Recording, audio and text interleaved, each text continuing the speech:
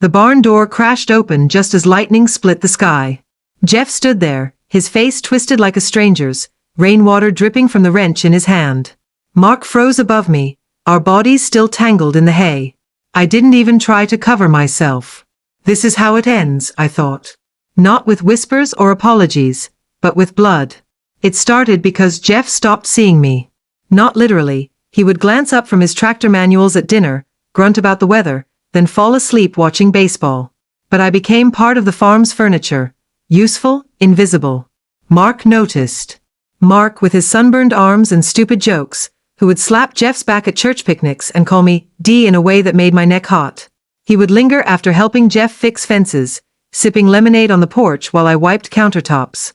"You are too pretty to look so sad," he said once, catching me crying over burnt casserole. Jeff was in town buying feed. I laughed. Brittle. Farm life is just lonely. His thumb brushed my wrist. Ain't gotta be. That night, I dreamt of calloused hands. The first time we kissed, it rained like this. Jeff was visiting his sister in Kansas. Mark came over to check the leaky faucet, his jeans muddy from work. I had worn the yellow sundress Jeff hated. He didn't pretend to fix the sink. Now, in the barn, Jeff's boot crunched hay. Mark rolled off me, cursing. I grabbed my dress, but what was the point? Jeff knew. He knew. "You," Jeff growled, advancing on Mark. "My brother?" Mark stood, bare-chested, defiant. "You left her alone too much, man." The wrench swung. I screamed. Thunder drowned everything. The first time Mark's fingers grazed mine, I told myself it was an accident. We were at the 4th of July barbecue, passing a plate of charred burgers under string lights that buzzed with moths. Jeff was already 3 beers deep, laughing too loud at a joke about soybeans. Mark's hand lingered.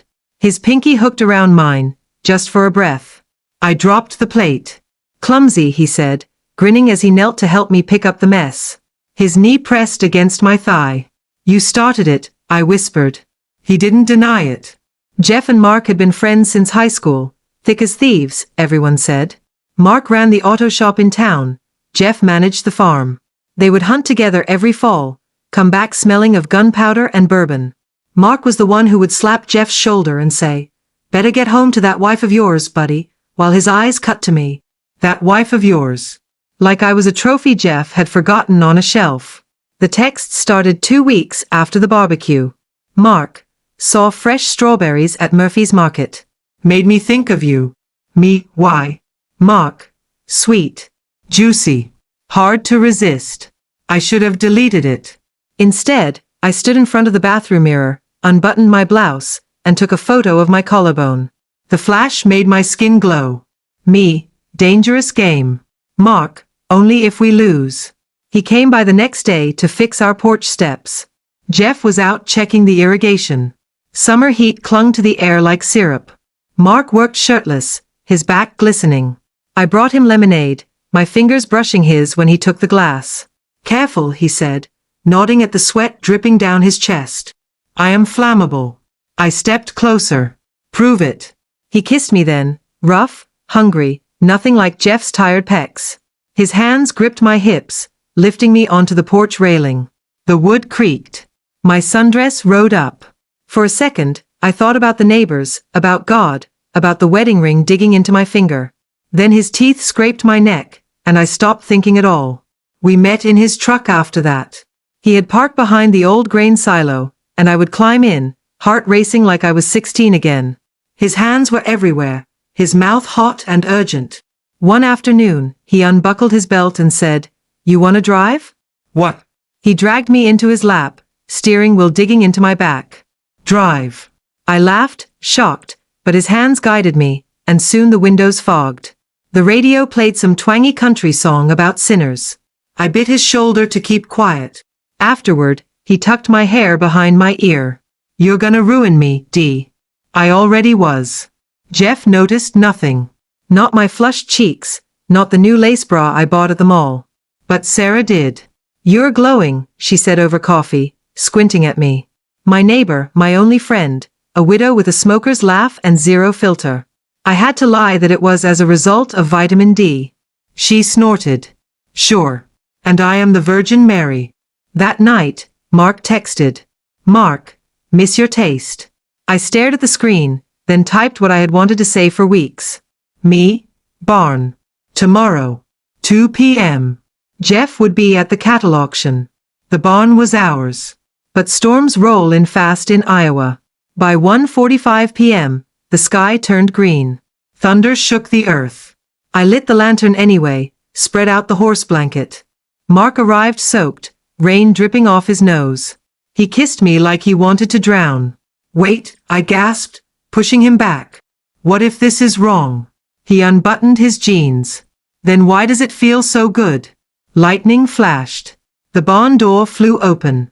Guilt tastes like cigarettes. I stole one from Sarah's purse after Jeff shattered the barn lantern with that wrench. My hands shook as I lit it behind the shed, the ember glowing like the devil's eye. Mark's truck tires had spat gravel as he fled. Jeff didn't chase him. He just stared at me, his eyes red raw, and said, "Was it the first time?" I couldn't lie. Not with hay in my hair and Mark's sweat still on my skin. He punched the wall. We didn't speak for a week. Jeff moved into the guest room. I scrubbed the barn until my knuckles bled, but the smell of sex and shame lingered. Mark texted once. Mark, I am sorry. I will stay away. I threw my phone into the cornfield. It took me 2 hours to find it. Sarah dragged me to a dive bar in the next town over. You're either gonna drink or talk, she said, slamming a whiskey down. I talked.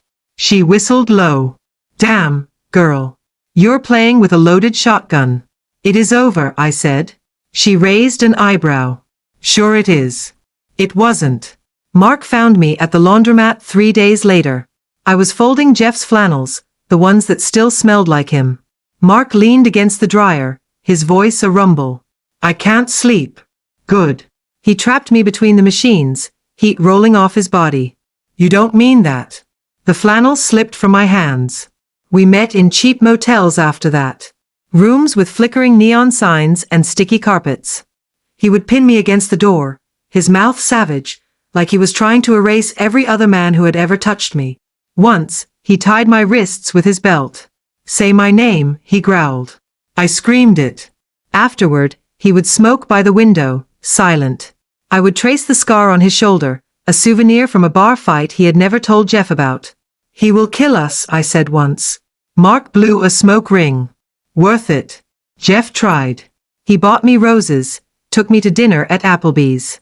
Held my hand in the parking lot like we were teenagers. But his touch felt like a stranger's. That night, he kissed me for the first time in months. I closed my eyes and pretended his hands were rougher, his stubble darker. When he rolled off me, I cried in the shower. Sarah cornered me at the PTA bake sale. You're still seeing him. I frosted cupcakes, avoiding her stare. No. Bullshit. You have got that glow again. Drop it, Sarah.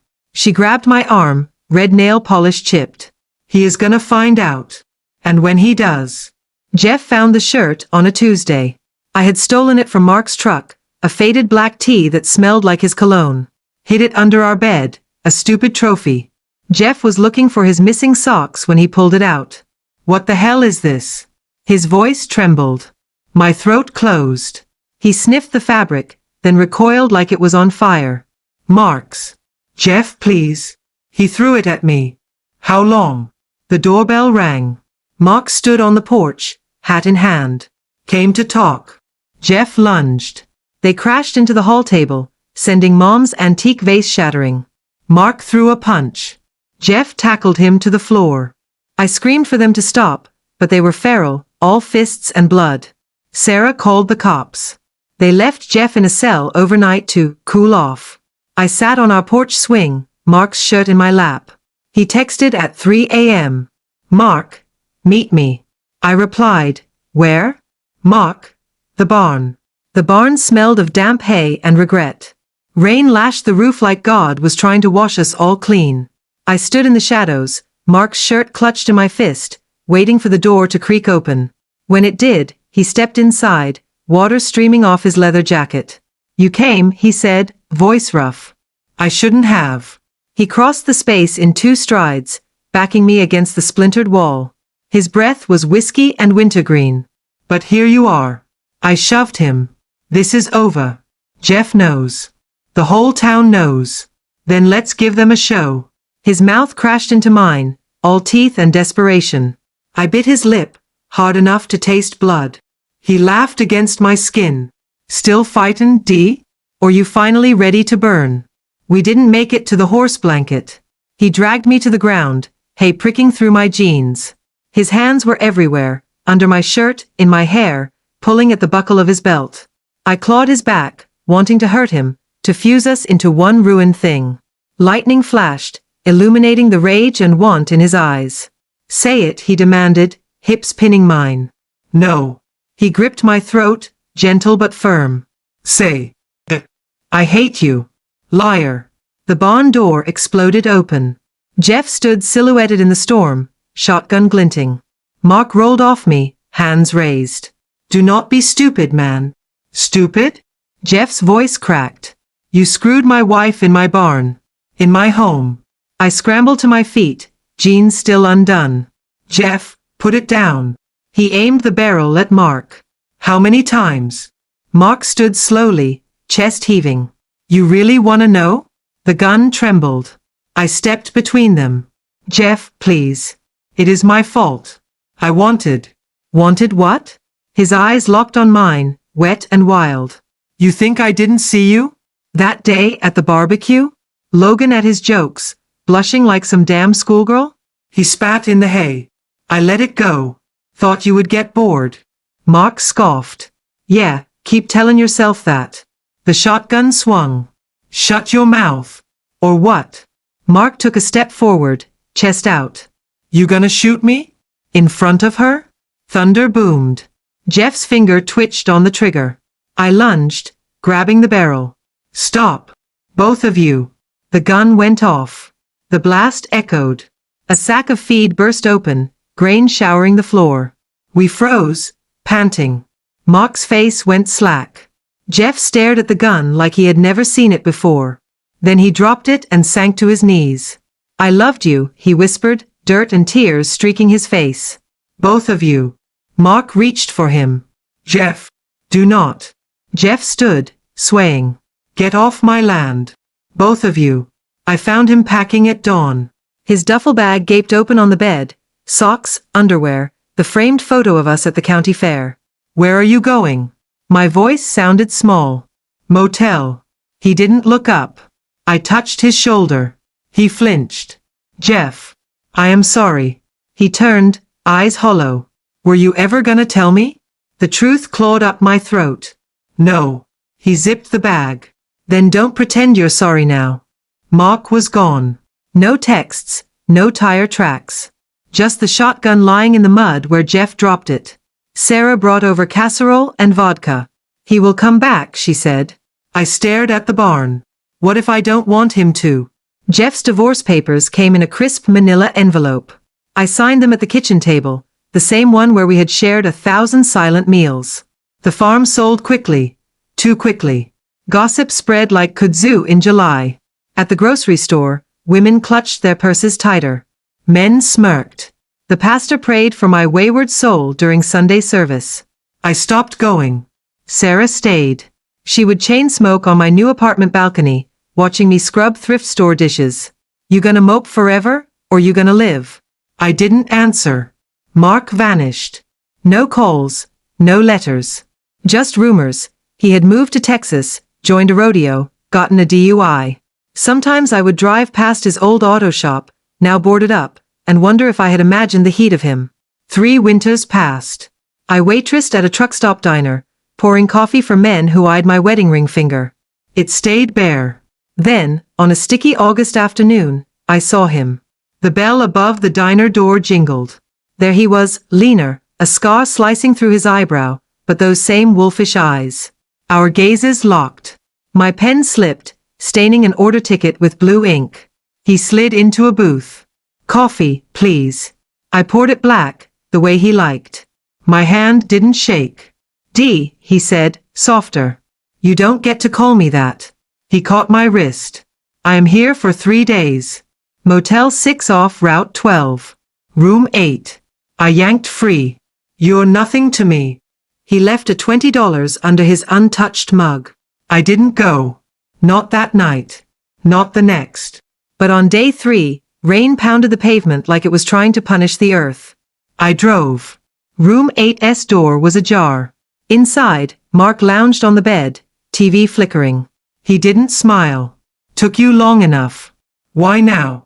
He stood, crowding me against the wall. Miss the way you taste when you're angry. I slapped him. He laughed, grabbing my hair, kissing me like the world was ending. And God help me, I kissed back. After, we lay in the stale sheets. He traced my hip. Come with me. Where? Anywhere. Wyoming. Alaska. Who gives a shit? I thought of Jeff's hollow eyes, Sarah's warnings, the diner regulars who still called me, hussy. Is this love? I asked. He lit a cigarette. It is something. I packed a duffel bag. Sarah found me at dawn, keys in hand. You're really choosing him? She blocked the door. After everything? I shoved past. I am choosing me. Her laughter chased me down the stairs. You will be back. Mark's truck idled outside. He grinned, all danger and promise. I climbed in. As we peeled onto the highway, I rolled down the window. The wind screamed. I screamed louder. They say fire leaves the soil richer. New things grow. But some flames just burn.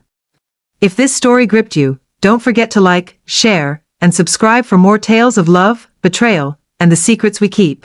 Hit the bell icon to never miss a chapter. Your support keeps these stories alive.